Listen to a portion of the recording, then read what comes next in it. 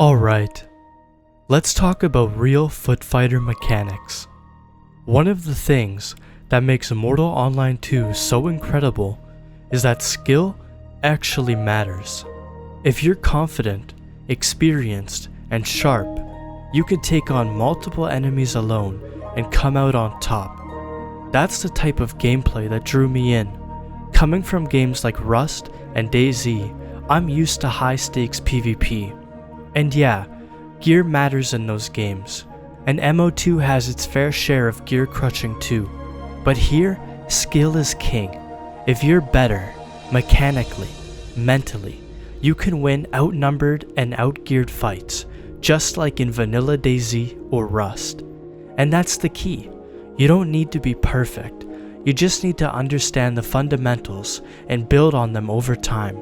That's how you get dangerous. So let's start from the beginning. This is the foundation of mechanical foot fighting. When you load into Mortal Online 2 and create your foot fighter, there's not a lot of guidance, no tutorials, no clear direction, you're just thrown into the world. And if you ask other players how to get better, they'll usually give you one piece of advice: go duel. And honestly, that's not bad advice. But just dueling without direction can slow you down. That's why I'm here, to give you the most useful, practical information to help you actually understand the gameplay systems and how to use them to your advantage. This is about fast-tracking your skill curve and giving you the insight and tools to start improving right away, instead of wasting weeks figuring it all out by trial and error. In Mortal Online 2, foot fighting isn't just about landing hits, it's about understanding how damage is calculated and how to exploit that knowledge in a fight. There are 3 primary ways to deal meaningful damage. Number 1, raw hits. This is the simplest method. You swing, they don't parry, and the hit connects. The damage depends on the material of your weapon, which part of your weapon lands the hit, whether it's the tip, edge, handle, how long the attack has been charged, and where it hits the target, whether that's the torso or the head. Number 2, blink charges. This is a more advanced mechanic and a huge skill gap opener. A blink charge happens when you begin charging an attack. Wait for the circle in the center of your screen to blink. This is the moment your swing is primed. Then hit your feint key and swing from another direction. This method lets you swing with full damage while masking the attack's direction. You can also chain in multiple feints in a short window just after the blink.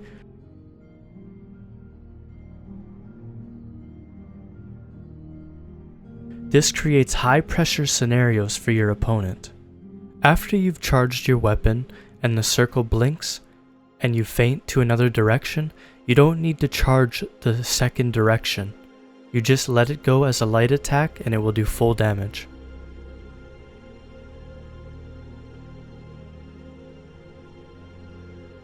Number 3, parry bonus. When you successfully parry an enemy attack, you'll see a confirmation message, parry. This opens a short damage bonus window for a light or uncharged attack. New players often make the mistake of charging their next attack, which gives away their intentions and often gets them parried in return. After a clean parry, swing immediately or feint with a light attack for full damage. You could add multiple feints in this window without losing the damage bonus.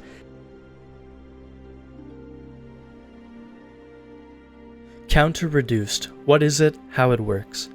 Mortal Online 2 has a mechanic called Counter Reduced, which punishes players who attack too early after an enemy parries, even if that enemy is being hit by someone else. Here's how it works.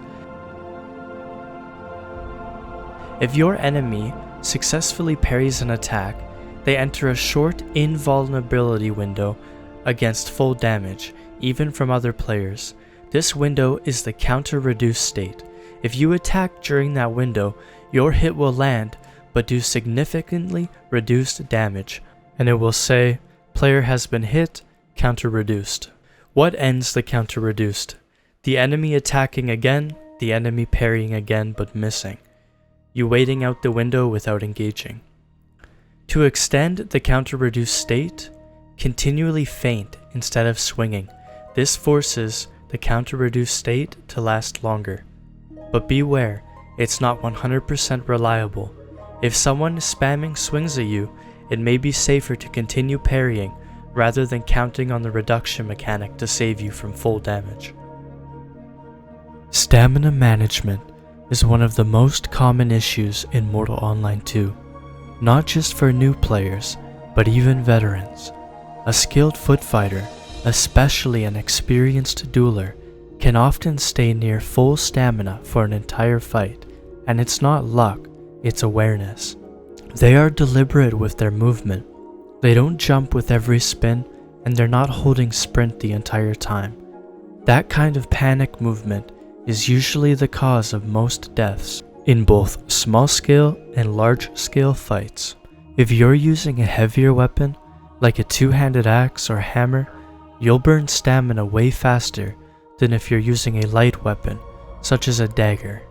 That means your stamina discipline needs to be even sharper. One of the most important things to learn is that parrying gives you stamina, even more so if you parry correctly and stay on rhythm. If you ever find yourself low on stamina mid-fight, it's good to practice a technique called parrying up, which is simple. Stop attacking, stop feinting, focus purely on parrying. Don't try to trade damage, just defend, survive, and give yourself time to rebuild your stamina bar. Once you've recovered enough, you can re-engage with confidence instead of dying gassed and wide open. Both NPCs and players give you stamina back when they're successfully parried. How to uncap your spins. Let's start with the concept of uncapping your spins, one of the most important mechanics for advanced foot fighters. In many directional combat games like Chivalry or Mordhau, your turn radius is limited while charging or releasing an attack. This is to prevent players from spinning wildly at high DPI and landing unnatural hits. Mortal does the same. When you're charging an attack, your spin speed is capped, intentionally slowed to keep combat readable. If your goal is to perform a spin morph, it's standard practice to hold your charge until you get a blink or use the parry bonus to prime your swing, then feint to cancel the charge and release the spin cap, followed by minimal or no feints during the actual spin. This gives you full speed control during your spin morph, allowing for cleaner, faster, and more deceptive attacks. You can use block instead of feint to release your spin cap, but keep in mind, blocking costs more stamina, and it's not as efficient or sustainable as feinting for this technique. Accelerations. Let's talk accelerations, another crucial mechanic. Acceleration is the concept of speeding up your swing by rotating your screen in the direction of your attack. This makes your attack land quicker and harder to parry. Spins are often used as a form of acceleration, letting you curve around the enemy's parry timing and punish hesitation. A useful tip is to look up at the sky or down at the ground. This reduces the distance your weapon has to travel, making spins and swings faster. Skilled players use this to speed up swings, compress their animations, and make their movements harder to read. Now let's flip it and talk about drags. Drags are the opposite of accelerations. Instead of speeding up your swing, you slow it down intentionally by looking away from your target. This throws off parry timing and creates confusion, especially in duels. In Mortal Online 2, drags aren't as exaggerated as in Mordhau or Chivalry, but they still exist. A spear user can drag a swing just enough to delay it and bait a mistimed parry. Here's an example. Morphing and movement. Morphs and feints are one thing, but doing them while standing still is only good for practice. In a real fight, you should be moving your character while feinting and morphing. Your movement adds unpredictability and makes it harder for your opponent to track your weapon. Practice morphing while strafing, sprinting, or spin cancelling. Footwork, the figure 8. Let's talk about footwork. Starting with the most common, the figure 8. This movement pattern is often used by spear users or in duels. You attack, the enemy parries, then you rotate out of range in a looping motion, resetting the fight and looking for a re-engage. If done correctly, you bait a swing, force a miss, and punish with a clean return. But keep in mind, it's stamina intensive, and a good player might catch you mid-rotation, or simply not chase you, forcing you to burn stamina and give up pressure. Screen discipline and aim. A common beginner habit is throwing your entire screen when parrying or reacting. This disorients you and makes it harder to track what your opponent is doing. The good practice is, keep your target centered on screen, react with controlled mouse movement and footwork, not panic swipes.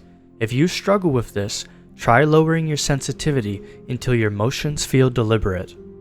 While we're on the topic of aim, headshots matter. Veteran players know this well. Headshots deal significantly more damage than hits to the legs or body.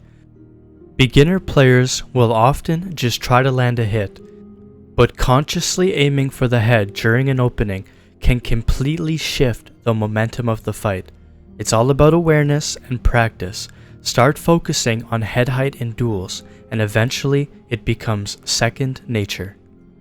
Alright, so far, we've covered the essentials, your settings, UI setup, feints, morphs, and key mechanics like counter reduction and stamina recovery through parrying. Now let's move into how to practice these mechanics solo, and more importantly, how to help someone else learn them too. I'll be giving a few demonstrations on how to train your feints, morphs, spins, and footwork, even without a sparring partner. And if you're mentoring a newer player, I'll show you a basic structure you can follow to help them level up faster. Also, if you're interested, let me know in the comments or messages. I'm planning a full breakdown video on 1v2s, 2v1s, and 1vx scenarios, including how to properly delete someone with a teammate through clean communication and pressure.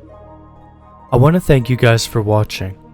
This video took a ton of work, a ton of time, and if you learned anything, I encourage you to please like and leave a comment. If you have any questions or suggestions on future videos, please let me know. I would be glad to help out in any way I can.